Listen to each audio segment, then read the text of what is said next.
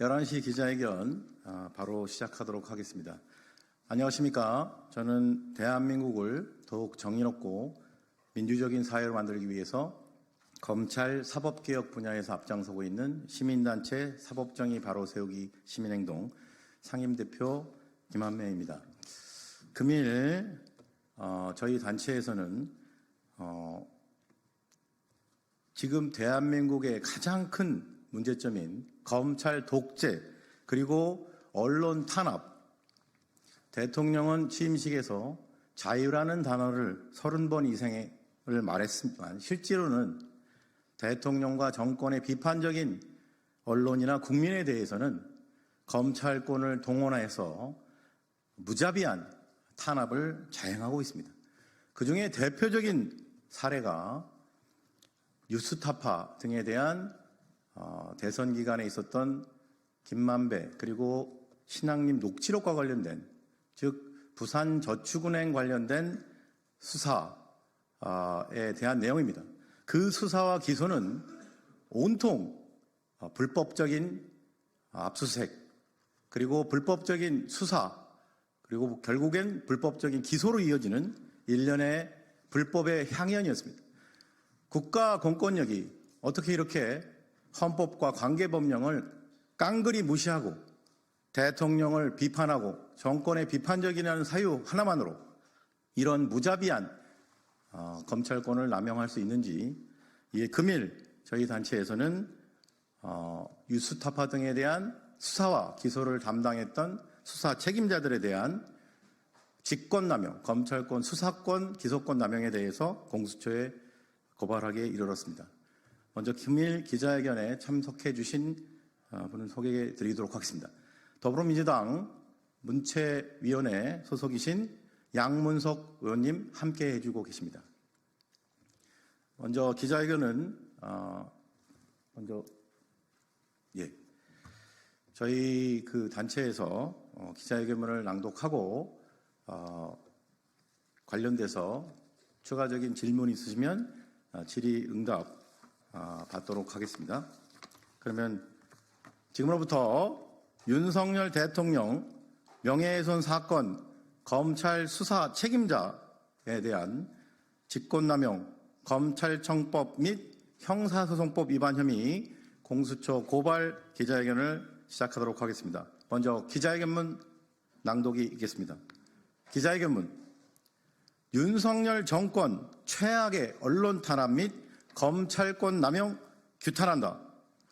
검찰은 인권수사라는 말 다시는 국민 앞에 하지 말라. 대통령 명예훼손은 일반 국민 명예훼손보다 훨씬 중한가.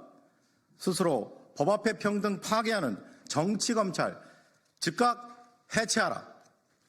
독립언론 뉴스타파가 2022년 3월 6일 제20대 대통령 선거를 3일 앞두고 윤석열 국민의힘 후보가 2011년 대검 중수 이과장 시절에 부산저축은행 불법대출 수사와 관련하여 대장동 불법대출에 연루된 브로커 조우영에 대해 대검 중수부장이었다가 퇴임한 박영수 변호사를 통해 수사를 무마했다는 취지의 대장동 개발비리의 주범인 김만배 화천대유 대주주와 신앙림 전 언론노조 위원장 간의 대화 녹음 파일을 관련 부분을 편집해 공개하여 큰 국민적 논란과 사회적 파장이 일었습니다. 이후 이와 관련하여 JTBC, 경향신문, 뉴스버스 등이 추가 보도를 한 바 있습니다. 뉴스타파 이 보도와 관련하여 검찰은 2023년 9월 서울중앙지검에 특별수사본부를 차리고 뉴스타파 등 언론사를 상대로 하여 윤석열 대통령 명예훼손 수사에 나섰습니다. 2024년 9월 14일 뉴스타파 뉴스룸과 한상진, 봉지욱 기자 자택에 대한 압수수색, 2024년 12월 6일 김용진 뉴스타파 대표 자택에 대한 압수수색을 진행했습니다. 2024년 7월 8일 검찰은 김용진, 한상진을 정통망법상 명예훼손 피해자 윤석열 혐의로 2024년 8월 13일에는 뉴스타파 봉지욱 기자와 리포액트의 허재현 기자 그리고 송평수 더불어민주당 20대 대선 선거대책위원회 대변인을 같은 혐의로 불구속 기소했습니다. 이 사건 김만배, 신앙림, 김용진, 한상진에 대한 기소, 봉지욱, 허재현, 송평수는 별개의 재판으로 아직 재판이 시작되지 않았습니다. 와 관련하여 2024년 7월 31일 공판 준비기일이 열렸고 2024년 11월 19일까지 9차례 공판이 열렸습니다.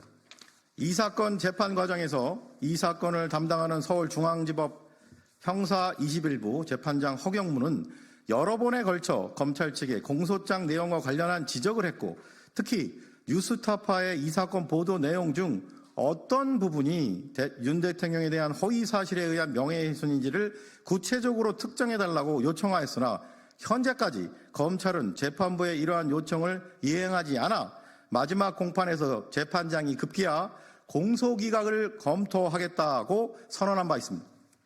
이 사건 검찰 수사 및 기소와 관련하여 2024년 11월 28일 뉴스타파는 기자회견을 열고 검찰의 위법한 압수수색 등 불법적인 수사 및 기소 강행 등을 사유로 국가배상 청구 소송을 진행한다고 밝혔습니다. 이에 다음의 혐의로 피고발인 송경호 등 6인을 공수처에 고발합니다. 1. 직권남용 권리행사 방해의 점. 국가 공권력인 수사의 생명은 공정성이며 어떠한 경우에도 국민의 인권을 침해하지 않도록 헌법과 관계 법령을 준수하여 적법하게 이루어져야 마땅합니다. 그런데 이 사건 수사와 관련하여 피고발인들은 공모하여 처음부터 검사의 직접 수사 개시 범위에 있지 않는 정통망법상 명예훼손죄를 무리하게 직접 수사하는 등 자신들의 수사 지휘권과 기소 지휘권을 함부로 남용하여 부하 공무원들에게 헌법상 의무인 정치적 중립 의무는 물론 검찰청법 및 형사소송법에 위반되는 불법적이자 의무 없는 일을 하게 한 혐의가 있습니다.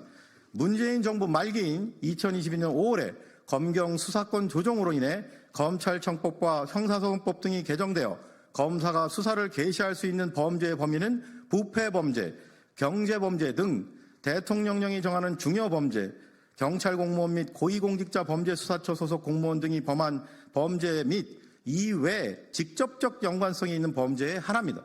하지만 피고발인들은 이러한 관계법령을 무시하고 대통령 현 사건 특별수사본부를 차리고 정통망법상 명예훼손 사건에 대해 직접 수사를 개시했습니다. 대통령에 대한 명예훼손은 일반 국민에 대한 명예훼손보다 그 죄의 무게가 훨씬 무거운 것입니까? 심지어 수사관계 법령을 위반해도 아랑곳하지 않는 것입니까? 아울러 피고발인들은 이 사건 수사 과정에서 형사소송법에서 엄격히 규정하고 있는 영장주의를 함부로 위반하여 압수수색에 명시되지도 않은 범위까지 압수수색하고 위법 수집 증거에 기초하여 수사하고 피의자들을 기소하는 만행을 저질렀습니다. 결국 피고발인들은 순차적, 승계적으로 공모하여 일개 명예훼손 사건에 불과한 이 사건과 관련하여 살아있는 권력인 대통령에게 과잉 충성할 목적으로 자신들의 수사 지휘권 및 기소 지휘권을 함부로 남용하여 정치적 중립 의무는 물론 검찰청법 및 형사소송법을 위반하는 불법적인 수사 및 기소를 강행하도록 부하 공무원들에게 의무 없는 일을 하게 하였으므로 직권남용죄의 죄책을 져야 마땅합니다. 2. 검찰청법 및 형사소송법 위반의 점. 위 이의 점에서 살펴본 바와 같이 정통망법상 명예훼손죄의 경우 검찰청법과 대통령령에 따라 검사의 직접 수사 개시 범위에 있지 않습니다. 그런데 피고발인들은 이러한 점을 잘 아는 법률 전문가인 검사의 자리에서 이러한 현행 법령에 위반되지 않게 예외적으로 이 사건을 무리하게 수사하여 기소하였으나 여전히 피고발인들의 행위는 현행법 위반을 면하기 어렵습니다. 피고발인들은 피의자 김만배와 신앙님에게 청탁금지법 위반 및 배임수증죄 혐의가 있어 위 범죄들은 검사의 수사 개시 범위의 규정에 의하여 검사가 수사를 개시할 수 있는 범위에 해당하며 피의자들의 명예훼손 혐의는 위 범죄와 직접 관련성이 있는 범죄에 해당한다고 주장하나 이는 그저 대통령이 피해자인 정통망법상 명예훼손 사건을 무리하게 검사의 수사 개시 범위에 포함시키려는 꼼수에 불과합니다. 그런 식으로 검찰이 수사 개시 관계 법령에 대해 자신들에게 유리하게 자의적으로 해석하고 무리한 수사 및 기소를 강행한다면 국민의 인권은 검찰권 남용으로 무참히 침해되는 것이 정당화되는 것이나 마찬가지입니다. 모든 범죄를 직접 관련성이 있는 범죄라고 우길 거면 차라리 검찰은 모든 검찰청에 있는 인권보호관을 모두 없애고 다시는 인권수사라는 말을 국민 앞에서 언급조차 하지 말아야 합니다. 이런 식으로 국민의 인권 따위는 아랑곳하지 않는 검찰이라면 차라리 해체하고 기소 업무만 담당하는 기소청으로 만들어야 합니다. 결국 피고발인들은 순차적, 승계적으로 공모하여 이 사건 명예훼손 수사 및 기소가 처음부터 검찰청법 및 관계법령이 허용하지 않는 검사의 직접 수사 범위에 있음을 잘 알면서도 고의적이고 조직적으로 이를 무시하고 불법적인 수사 및 기소를 강행하였으므로 검찰청법 위반의 죄책을 져야 마땅합니다. 아울러 피고발인들은 이 사건 수사 과정에서 이루어진 피의자들에 대한 압수수색 영장에 명시되지 않은 범위의 물건까지 압수수색하여 형사소송법에 위반되는 위법 수집 증거에 기초한 수사와 기소를 강행했습니다. 특히 윤석열 명예훼손 사건과 관련하여 법원이 압수수색을 허가한 물건은 피의자들의 휴대전화나 통신 단말기에 들어있는 본건 관련 전자정보에 국한됩니다.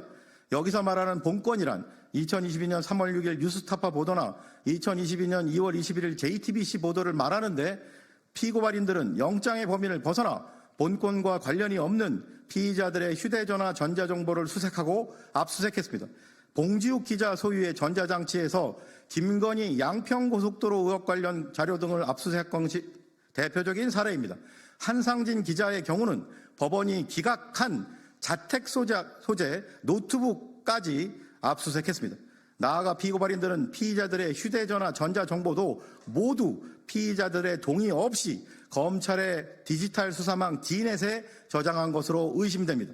결국 피고발인들은 순차적, 승계적으로 공모하여 법원이 불허한 범위까지 위법한 압수수색을 통하여 취득한 위법 수집 증거에 기초하여 강행한 불법적인 수사 및 기소를 부하 공무원들에게 교사하는 등 형사소송법 위반의 죄책을 져야 마땅합니다. 예위처럼 피고발인들을 고발하오니 법 앞에 평등이라는 헌법 규정이 국민의 한 사람인 현직 검사장 등에게는 달리 적용되어 형사사법 시스템에 대한 국민의 신뢰를 더욱 붕괴시킨 일이 없도록 피고발인들의 혐의에 대해 철저히 수사하고 엄중히 처벌해 주기를 사법정의를 바라는 수많은 국민을 대신하여 강력히 촉구하는 바입니다. 2024년 11월 29일 사법정의 바로 세우기 시민행동. 이상으로 기자회견 낭독을 마치고 혹시 추가적인 질문이 있으시면 밖으로 이동해서 질의응답하도록 하겠습니다.